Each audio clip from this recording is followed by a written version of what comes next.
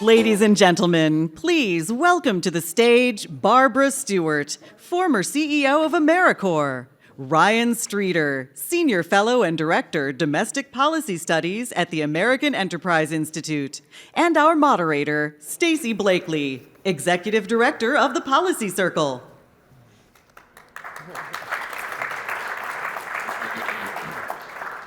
Good morning. We are delighted to be here, especially with you both, and for those joining us virtually and here in person, because this is a topic near and dear to our hearts. At the core of the Policy Circle mission to inform and equip women to become more impactful civic leaders is civic engagement. We talk about it every day, and I think today we're going to have a unique perspective to share with you because perhaps we need to broaden the definition. We need to think bigger about civic engagement, not only as it's an essential ingredient for a flourishing democracy, but for individual happiness. So, Dr. Ryan Streeter, I want to start with you. I'll go with Ryan after that, if that's okay. But you really led the charge for an impactful study on community and society, social capital, civic health, and the quality of life in the United States.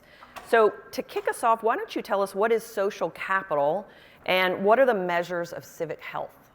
Great, thanks, and thanks for having me here. Social capital is the quality and the quantity of the relationships that we have, the frequency with which we engage with other people, and it reflects itself in higher trust levels. When you're regularly engaged with other people, sharing in some common purpose or endeavor, good things happen to you that you're not entirely aware of. And trust is a good thing because it actually makes our institutions work well. It makes it easier to get things done. And when you have higher levels of social capital, people are actually happier. When you measure their subjective well-being, you ask them, there are a number of ways to actually get a sense of how satisfied people are with their lives, and there's a direct relationship between the number of relationships you have and the frequency with which you engage in those relationships and your level of happiness. There's also research to show that productivity is heightened when there's higher levels of social capital as well. There are two ways to kind of group social capital. One would be what is often referred to as bonding social capital. That is the kind of relationships that you have within your family, within the close social networks. That's where you learn your habits of civic engagement. It's where you learn how to make your bed. It's where you learn how to share and all those things. But there's also bridging social capital, which is where you connect people from different communities with each other. Maybe going to college is one of the great examples of that, where you learn what it's like to have friends from different backgrounds than your own. And when you have multiple ways of generating that kind of social capital, you create opportunities for yourself and for other people.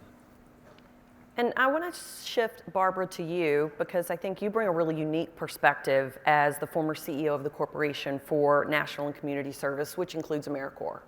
So when you start thinking about civic life, how does service factor into civic engagement? So volunteerism and service are really one of the cornerstones of civic engagement and a component of civic engagement that more than half of Americans are involved in. AmeriCorps did studies on volunteerism, and more than 30% of Americans, more than 80 million people, volunteer in an organizational setting with their church, with a school, with a nonprofit in their community. But twice that many are engaged with their community, engaged with their neighbors, helping out informally to shovel the snow for an older neighbor or babysit for someone in their community. So our interactions with one another in a volunteer capacity are a hugely important part of civic engagement and growing as Americans and as people. So AmeriCorps has done some studies. It won't surprise the ladies in the audience, but while all ethnicities and ages and levels of education as well represent individuals who volunteer in their community, the people who volunteer the most are working women who are moms. And you think to yourself, how can that be? But it truly is often the busiest people who are engaged as volunteers in their community. And the other component of that is that most often people become involved initially as volunteers because they're asked. If someone asks, then they respond. And so often that is the gateway to getting involved in volunteerism and helping others in a community. So one of the really fun aspects of leading AmeriCorps was the opportunity as part of my day job to go and visit with volunteers in their communities. And I would say September, October of 2020, a tough time for all of us, I had the opportunity to go to Dover, Delaware, and visit with the Meals for Wheels program. And as we may all reflect on, COVID impacted all of us, but people who were needing free meals brought to them in their home because they couldn't get out were still hungry all through COVID. And so that program continued in a masked, socially distant way. And I had the opportunity to travel with an older, handsome, former veteran, former executive, 80-year-old guy named Jack. And I went on his route with him, and it was just fascinating to me to see him interacting with all of the nearly 100 people that he delivered food to 5 times a week. And I asked him, Jack, why are you doing this? I mean, this is a big time commitment. And he said, because my friend from ballroom dancing, I thought that was kind of a cute story, asked him to do it. And then I asked him why, what are you getting out of this? And he laughed at me and he said, isn't that obvious? He said, my wife loves me, but these people need me, and it brings me so much joy. And I share that story because of the link between serving others and the happiness that he was bringing to his community, but clearly his community was bringing to him. That is a fantastic example and story about why when you step out perhaps out of your comfort zone, your routine, right, you start identifying sources of happiness that maybe you weren't even looking for to begin with. So that's a really fantastic example. Ryan, your research reveals this direct correlation between civic engagement and happiness, and it also revealed some interesting things because I think sometimes when we talk about civic engagement, there's a little overlap or conflating with political engagement, which your research has some interesting things to say about that too. You want to share that with us? Yeah, sure. That's a great story, by the way, and it really says a lot. There is a direct relationship, between the way you're engaged in your community and the kind of happiness that it generates. And we have all kinds of ways of measuring this. We can measure social isolation by using like 20 different questions, all tested in the social science, to see if people are lonely or not. And you've read a lot about loneliness over the years. Spoiler alert, every young adult is lonelier than an average older person in every generation. It's always that case. It's not a new thing that's happening. You just don't have as many friends when you're younger. When we control for regular volunteerism and being married, for also having a family, someone in their late 20s is probably just as happy with their lives as the average 60-year-old, right? So when you're engaged in your community, it generally removes some of those things that we generally attribute to isolation. And so we have different ways of measuring people's voluntary engagement in their communities, the types of organizations you're involved in. And no surprise, when people are regularly involved with, whether it's church, house of worship, whether it's a sports club, whether it's mentoring children, whether it's a neighborhood beautification project, doesn't really matter what it is, your average loneliness and social isolation and unhappiness is lower than the national average, basically, right? These people, this percentage of the country that Barbara was talking about that are engaged. There's only one type of volunteerism where you're lonelier and unhappier than the national average, and that's politics. And we don't know exactly why that is. I don't know if politics is just attracting unhappy, lonely people now, or if it's just hollowing out our souls. Maybe a little bit of both. But if that's your form of engagement, it's not the recipe for happiness. There's something about that community level that really, really matters. And one thing that's I think worth pointing out too is the nature of informal engagement actually kind of paves the way for some of this formal engagement. And so when you live in a community where you're bumping into people more often, this has come out of our research in ways that we weren't even really looking for.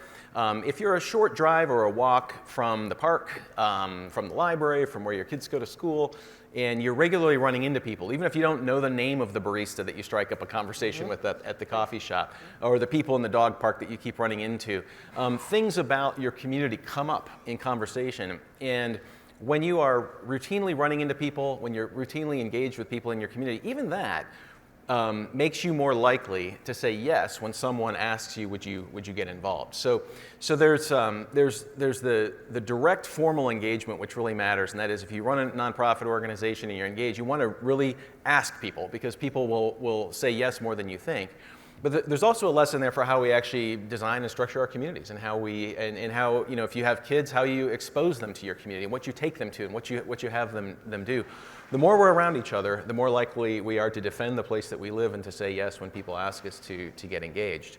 But that politics thing is the one outlier, and if you spend any time on Twitter at all, it's probably not surprising to you that was our finding. That's not the place to make friends, yes. And when you think about polarization in this country, and if you believe it's a problem, which I certainly do, volunteerism and a year of national service through AmeriCorps, those are ways to break down those barriers. Because when you're working side by side with someone who may have a very different background from you, but your goals are similar, it's very hard to then perceive them as the other and to have those kind of negative feelings. So if we want to undermine polarization, volunteerism and service are one of the strategies.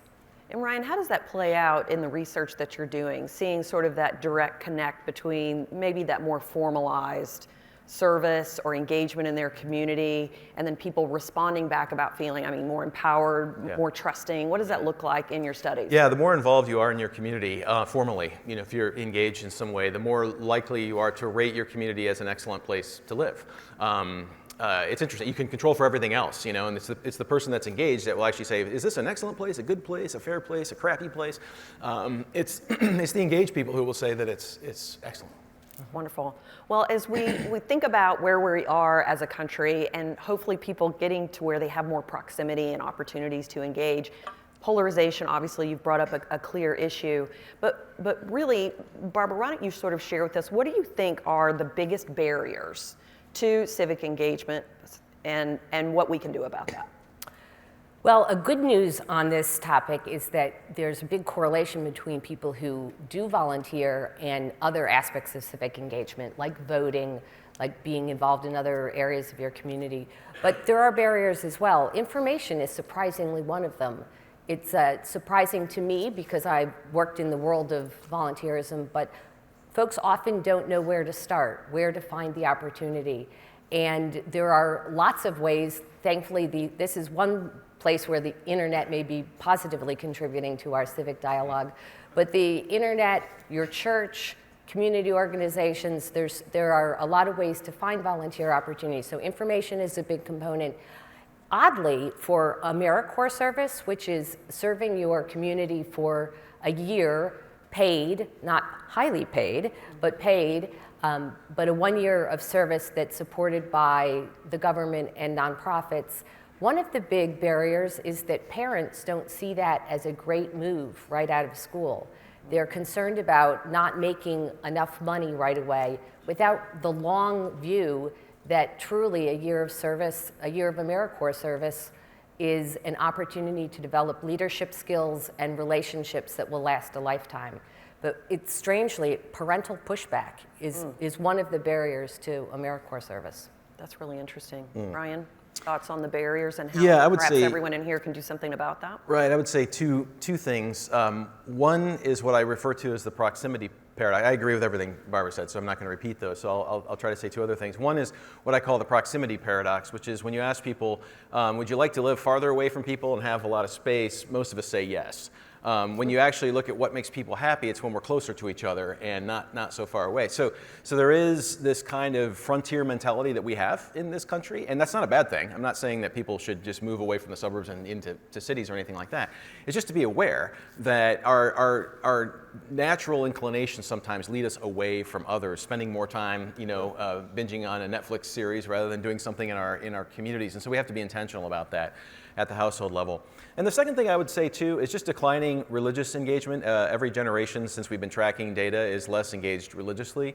And regardless of whether you're a religious person or not, or whether you have fond or negative feelings towards religious faith, the strong relationship between engagement and people's connection to a house of worship is just undeniable. And it's been studied and studied and studied, and our research shows the same thing. So that disengagement from religious communities is having a direct impact on people's engagement in their communities as well. That's hard to reverse, but it's worth knowing about.